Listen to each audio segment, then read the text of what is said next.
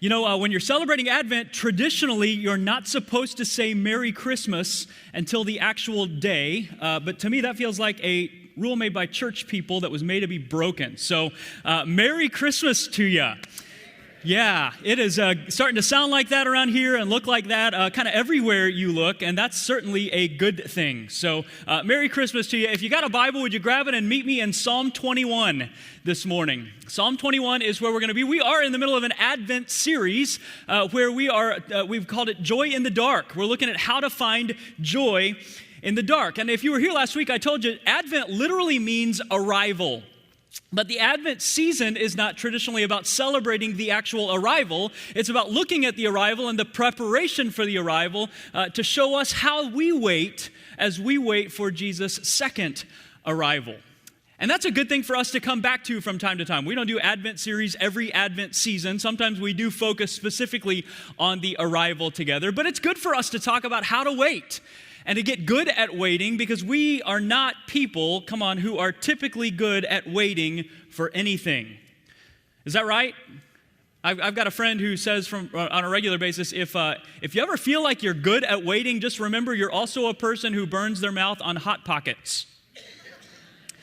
Yeah, and if we're a people who can't be bothered to wait for something that took 1:30 in the microwave to cook, to put in our mouth when we're hungry, perhaps waiting and talking about waiting and a conversation about waiting for Jesus to arrive and restore all things when we're hurting, it's a conversation worth having. So that's what we're doing during this series we're calling Joy in the Dark. That's what we're talking about, how to find joy in the dark. And last week we talked about journeys, the journeys that we take. How do you find joy when you find yourself a long way from the past, but also a long way from the present, and you're wondering all along the way, how much further is it? This week I want to talk about how to find joy in the battles. Battles are different from journeys. They kind of feel like journeys sometimes, but at the end of the day, when it comes to a journey is more about endurance and boredom. Battles are more about preparation and survival. And I want to talk about battles today.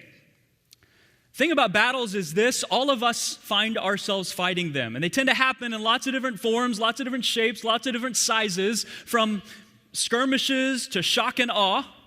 We find ourselves living in all of them. And they come for all of us. I've read that old quote. Nobody knows who it was attributed to. You could, if you're quoting it on Instagram, put anonymous, then Chris Freeland, kind of the Michael Scott treatment for this, all right? Because I'm going to say it today. It says, be kind, because everyone you meet is fighting a great battle. Battles come for all of us. They take different forms and shapes and sizes, and they happen on different fronts. Sometimes you can anticipate them. Sometimes they ambush you. In fact, it's interesting, as I was thinking about this all week, two different kinds of battles were all over the news this week. You heard a lot on the news this week about Russia. You heard a lot in the news this week about Pearl Harbor. Both battles, both very different kinds of battles. When it comes to Russia, growing up, it was the kind of battle that all of us knew to anticipate.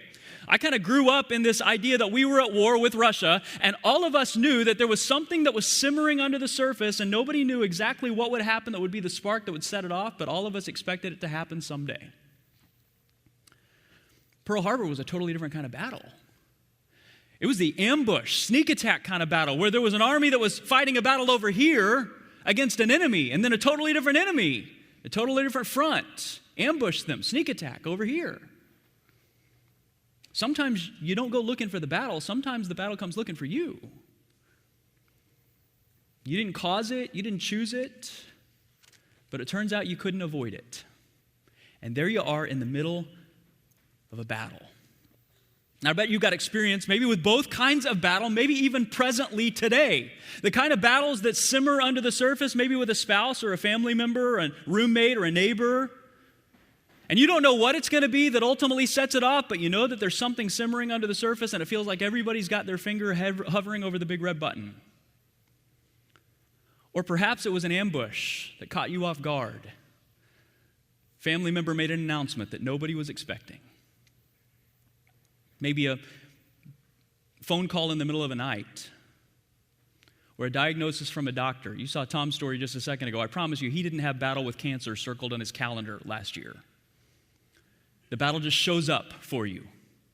And there you are. You thought you were fighting over here, and then suddenly you're fighting over here. Fighting for survival. So that's the question for today. Whether we're presently waiting for the battle to be over, we're wondering when the battle will start. How do you live? And where do you find joy? As you wait or endure the battles?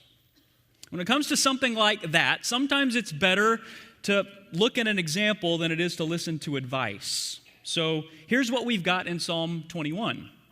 Psalm 21, we got a king who sits down to reflect on his life, looking back at all of the battles that he's fought in the past, while knowing that there are certainly battles still to come for him. And he reflects in between, not just on what brought him victory in the battle, but check this out, what allowed him to experience joy on the other side. Because how many of you know it's possible to fight any number of battles and even to win the battle that you're in, but to realize on the other side of the battle that you've won that it cost you your joy along the way?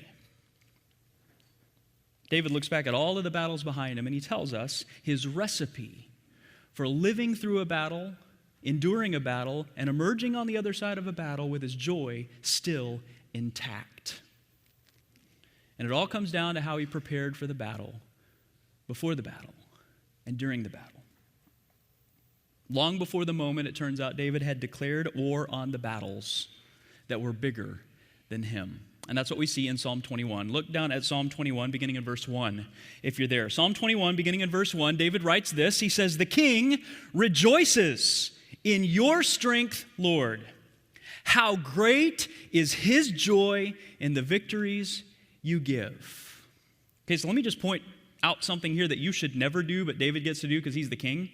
David, through this whole psalm, writes about himself in the third person. So there's your Seinfeld reference of the day. All right, remember Jimmy? Jimmy can dunk. George, you sound like Jimmy. George is getting very upset. Through the whole psalm, it happens in the whole psalm. David talks about himself in the third person. The king is writing, and the king writes, the king rejoices. How great is his joy? And it's going to carry through the whole psalm. What in the world is going on? Well, actually, it seems like there are two really good reasons that David writes about himself in the third person here. One of them we'll get to at the end, but the first one is, and most scholars agree, the king setting an example for the rest of the people that follow him. It's representative leadership. And what he's saying is, he's giving them words to say. The king rejoices, so I probably ought to rejoice too. How great is his joy? If the king can afford to rejoice, I can afford to rejoice too. It's kind of like the hair club guy, you know? David's saying, I'm not just selling a product. I'm a satisfied customer. I'm resting in the promise myself. And because the king's resting in the promise in the middle of the battles, you can rest in the promise as well. Look again at what he said. He says, the king rejoices in your strength. So a little like last week, remember Psalm 126, the nation said of the people of Israel, the Lord's done great things for them. Like there is no explanation for their victory except God showed up for them. And David's saying something really similar here. Looking back at all of the battles that I faced that were bigger than me, David says, I'm not just rejoicing on how I found something deep down inside of me that emerged and suddenly I won the victory that I didn't know was there all along. David says, I'm not just rejoicing in how it was pretty good most of the way and I got right to the top of the mountain and God just nudged me over the hill of the battle. There's none of that in this psalm. He's talking about the kind of battles that you and I face where you realize all along the way in the battle, if there's a victory on this, my strength is not going to be the story of the victory in this battle. This is a big battle that David, and big battles that David's referring to, where that much is at stake, and David believes that he's outgunned and outmanned and overmatched all along the way. He says, looking back at battles like that, David says, I look back with joy. So that's our question for today, if we find ourselves in battles like that. How? Well, David looks back. Look what he sees, beginning in verse 2. You have granted him his heart's, now underline this word, this is an important word, his heart's desire, and have not withheld the request of his lips. He looks back at all of the battles in his past and he says, you've granted the king's heart's desires. And the word desire is a really, really important word. Translators have tried to capture it here with the word my heart's desire, but it's even bigger than that. He's not just talking about a surface level want, what I really, really want on the surface, which in this case would be survival and getting to the other side of the battle, right? That's not what David's talking about here. The root word for this word is the word that is used of a groom that wants to propose to a bride. Okay, so some of you have been there. Some of you have had people in your life who found themselves there. Ready to propose, ready to get married. You know, that's the kind of desire that becomes a desire that all of the other desires line up behind, don't they? Like suddenly the guy falls in love and realizes he wants to spend the rest of his life with this person, and all of his other desires fall in line behind that desire. His relationships, all of the other relationships fall in line behind that one. What his family wants, what his fraternity brothers want, what his friends want to do, suddenly falls in line behind whatever she wants to do in any given moment. It's a desire that reorients all of the other desires. It's not just that. Fashion sense gets lined up behind that desire. Finances get lined up behind that desire. Career decisions get lined up behind that desire. Habits, personal hygiene, leisure activities. She's a runner. All of a sudden, he's buying running shoes and running clothes. He's never run a day in his life. She's a health nut. Suddenly, he's doing his grocery shopping at grocery stores instead of his grocery shopping at Taco Casa and Whataburger like he has his whole life up to that point. All of his other desires get lined up behind an ultimate desire. Why? Because he's found a desire that matters more than anything else in his life. That's the word that David uses here in Psalm 21. Looking back at the battles that he faced, the battles that were bigger than him, that didn't cost him his joy, the first thing that he notices as he looks back at all of those battles is that what he'd been asking for in the middle of the battle, what he's been asking for with his lips, were in line with the ultimate desires of his heart. If you're taking notes, you want to write down something, write down aligned affections. Aligned affections. Jonathan Edwards was a preacher and theologian in the 1700s. He talked a lot about affections. He defined them this way: the inclinations of the soul that affect our thinking and our feeling and our acting.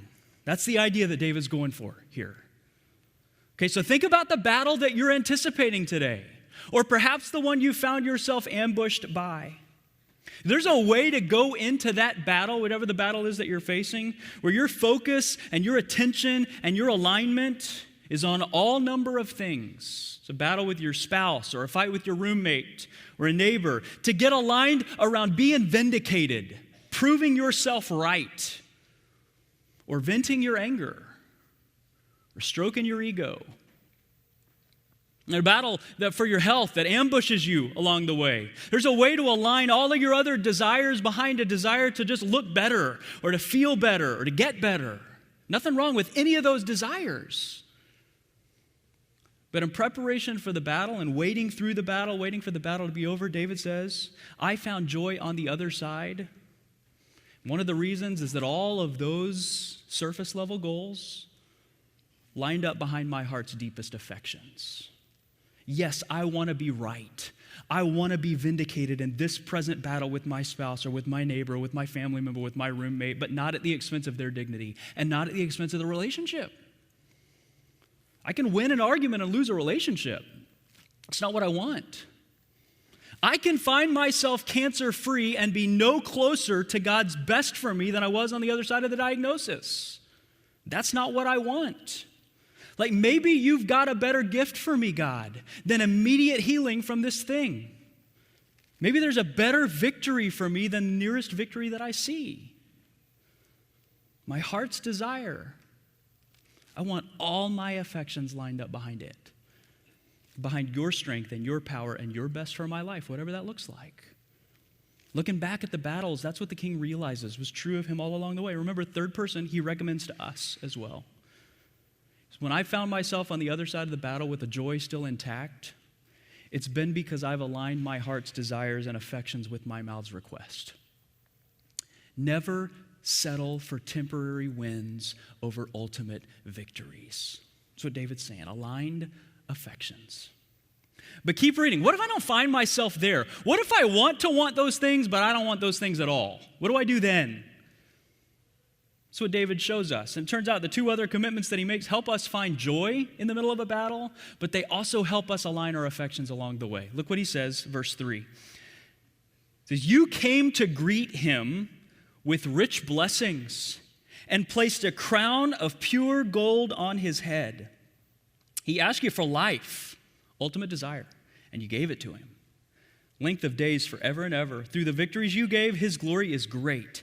You've bestowed on him splendor and majesty. Surely you've granted him unending blessing and made him glad with the joy of your presence.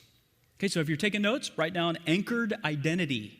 Anchored identity. Aligned affections and anchored identity. Okay, two things to point out here. You notice in the very first verse that we read there, verse 3, the word come to greet is a word that's shown up before in the Psalms. If we'd been reading along through the Psalms, we would have seen that word before, but it's a battle word. It's actually a word that normally gets translated confrontation. And it's used most of the time of God confronting in the middle of the battle the enemies of God to tell them that they're about to get what they deserve. It's not a good news kind of word in the middle of the battle for God's enemy. But here the script is flipped. And David says, you've come out to greet me. You've confronted me with what? With blessing. Notice when it happens, it's on the battlefield. David says, God, you're a God who's proclaimed good news and blessing towards me right in the middle of a battle that involves me. If you're a Christ follower, there is gospel implication all over that declaration, isn't there? But it goes on.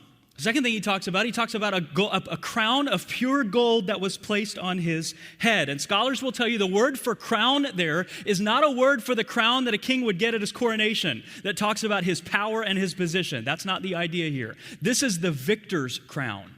This is a crown of mission and identity. And notice when he gets it, again, before the battle's over. So put it all together. David says, God has already confronted me with blessing. Specifically, what blessing? The blessing of a promise that this battle will not be what defines me. And this battle will not be the end of me. When the worst case scenario for you is a firmly anchored identity while you live, and the promise of heaven if you die, you're in a pretty good position to enjoy joy along the way, even in the middle of the battle, aren't you?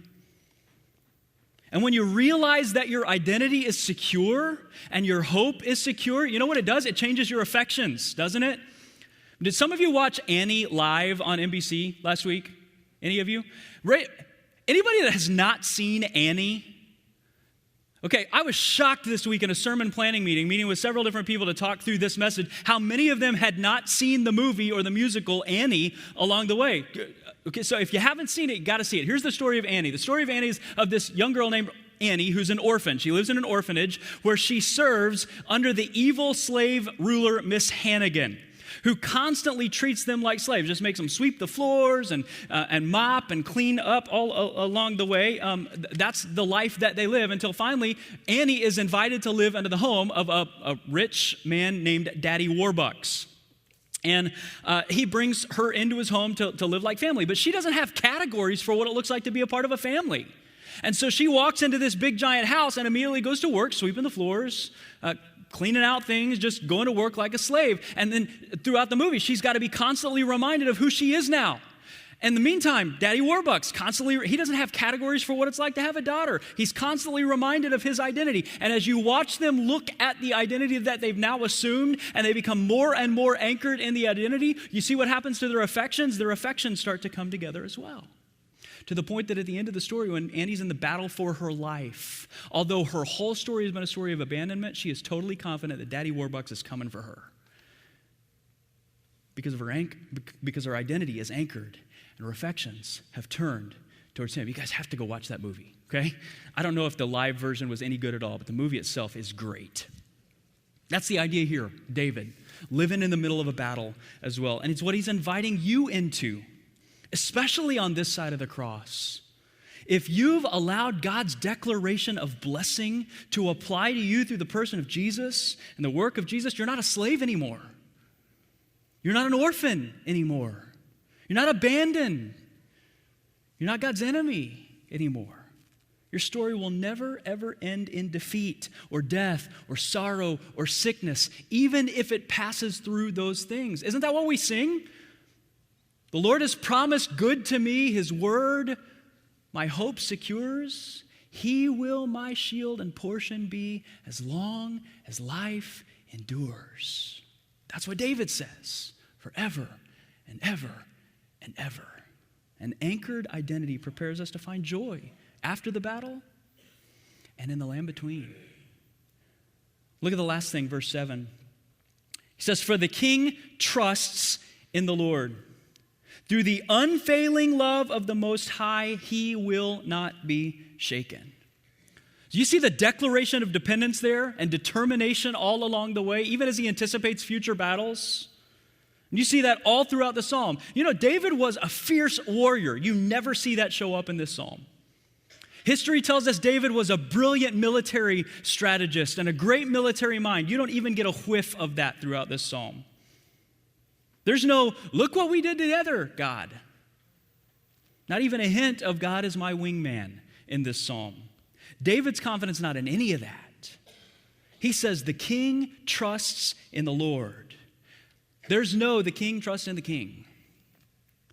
And the way that it's worded there, the king trusts in the Lord, it's active, it's continuous. He's continually trusting in the Lord. It's a habit that he comes back to over and over and over. And it's something that when you read through the story of David's life, he practiced in the battle and before the battle and after the battle as well. So if you're taking notes, you want to write something down, here's the third thing. It's active dependence. Aligned affections, anchored identity, and active dependence. David's confidence was not just in the trivia that he knew about God.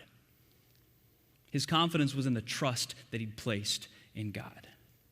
He discovered, and he discovered it all along the way, when I take my trust away from God and I place it in myself, when my plan, my intellect, my strategy, my power, my resources, my talent for battle, I'm always going to find myself on the losing side of life, even when it looks like I'm winning. And David learned that the hard way through life, didn't he? When I take my trust off you, God, when I put my trust in me, things go off the rails in a hurry. But when my trust is in you, even when it feels like I'm losing, even when I'm tired of waiting, what I find is looking back at all of the times that I've put my trust in you, I've discovered that your love never fails. And the times I've emerged from the battle unshaken and filled with joy are always the times that I was actively trusting in you along the way. So here's the question. How do you learn to trust like that? Especially when the battle's so much bigger than you and there's so much at stake around you. This past year, I read David McCullough's biography of the Wright brothers. I'm not normally a biography guy, but this one was a really good one. It's worth reading. One of the things that I thought was really fascinating about watching the Wright brothers as they discovered flight, they weren't the only people trying to figure it out at the time. You may know that. There were lots of people who had lots of theories that were all being tested along the way. A ton of people with a ton of different theories, and a whole lot of them didn't make it. Turned out their theories, the things they were trusting along the way, weren't trustworthy. And unfortunately, 500 to 1,000 feet in the air is the wrong time to find out that your theory is wrong. But the Wright brothers, all along the way, they believed in their theory and the thing they were trusting, but they trusted it one step at a time. So they tested their theory in small ways, and then a little bit bigger ways, and a little bit bigger ways, to the point that even when it was time for one of them to go up in an airplane, only one of them went up in the airplane because they didn't want all of their work to die with them if it didn't go well. Even after that, it took a long, long time before anybody else would get up on a plane with their theory. They had to watch and take small progressive steps along the way of trust until finally they were able to routinely put their trust. And we're able to routinely put our trust in something that they discovered with small steps all along the way. Putting your whole self in the airplane is a hard place to start your trust. And I tell you this morning, the battle of your life is a hard place to start your trust. So if you're not ready for that today in the battle of your life, don't start there. But start somewhere. That's why at Doxology we talk a lot about next steps, not blind leaps. This morning in the battle or in between the battles, some of us simply need to find a small first step of trust and allow God to show himself trustworthy in it to prepare us for another step and another step and another step, so that before long, all along the way, we find ourselves instinctively, habitually, routinely, just like David, trusting. Even in the battles, our first step is trust, because those are the steps we've learned all along the way. Maybe it's a decision that you know it's time to trust him in. Maybe an act of obedience or response to something that you know he's inviting you to do, and you think he's inviting you into it. He tells you for his good, but you'll never know if you don't trust him. So take the step, even if it's just a first step. Take a next step of trust, and then a next step of trust. And the God who has promised will prove himself faithful. You'll find yourself with joy. That's the story of David's life. Battle after battle after battle, over and over and over, to the point that he tried it both ways and he'd realized through enough trial and error, whenever he found the option to trust in himself or to trust in the promise of God and the person of God and the presence of God, it was a simple step, even if not an easy step, for him to know who was most trustworthy in the equation. And as a result, before the battles and on the other side of the battles, David found himself fighting for and fighting through and fighting from a position of joy. You know, I told you at the very beginning of the message that there were two reasons that David wrote in the third person here. One likely because he was inviting the rest of the kingdom to follow him. It was representative leadership. Most scholars believe that the second reason that David wrote in the third person here is that David knew he wasn't just writing about himself. And even though he didn't know exactly how it would play out or exactly what it would look like along the way, he knew he was writing about a different king, a greater king. A king who would arrive weak and vulnerable, divinity in the dust, but for whom this would be his story. Joy on the other side of even the most immense eternal battle. How did Jesus live? Well, think back through his life. Actively dependent, even headed into an eternal battle. Remember what he prayed in the garden before the cross? Father, if it's possible, let this cup be taken from me. But nevertheless, not my will, yours be done. Active dependence.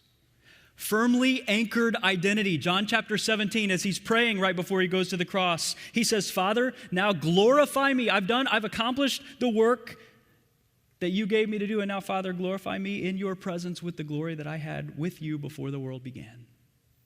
This is my beloved Son in whom I'm well pleased. Listen to him, God says. Jesus lives his whole life, every battle, out of that. And with clearly aligned affections. Here's the plot twist in the story. Hebrews chapter 12, verse 2 tells us that Jesus endured the cross, despising its shame. Why? Because there was an even greater desire than his own personal comfort, and his own individual dignity, or even his own physical life itself. He endured the cross, despising its shame, for the joy set before him, because his affections were turned towards you. Would you bow your head with me? It's possible that you've come to this moment and the next step for you is the first step for us.